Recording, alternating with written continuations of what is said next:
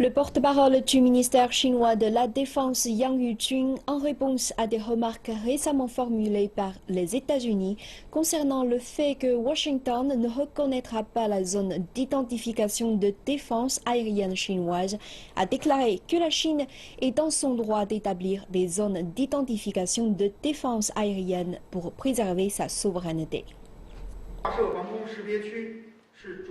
Tout État souverain a le droit d'établir des zones d'identification de défense aérienne. Les conseils gratuits d'autres pays à cet égard ne sont pas sollicités.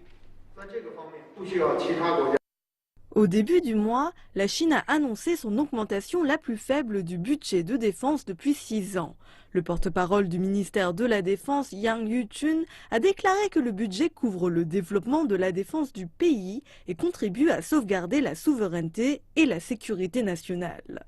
Il a indiqué que le budget de défense de la Chine doit être approuvé par l'Assemblée populaire nationale et a souligné que la Chine est transparente concernant ses dépenses militaires. Le Japon devrait lui être plus transparent concernant son budget militaire. Le Japon a récemment approuvé un budget record de 41,9 milliards de dollars pour l'année budgétaire 2016, ce qui correspond à une augmentation de 1,5% par rapport à 2015.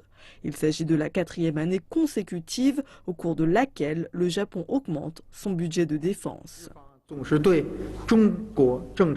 Le Japon a critiqué le budget de défense de la Chine alors que depuis quelques années, le Japon augmente son budget de défense et provoque l'inquiétude des pays voisins et de la communauté internationale. Le Japon devrait être plus transparent concernant son budget militaire et expliquer à la communauté internationale quelles sont ses réelles intentions.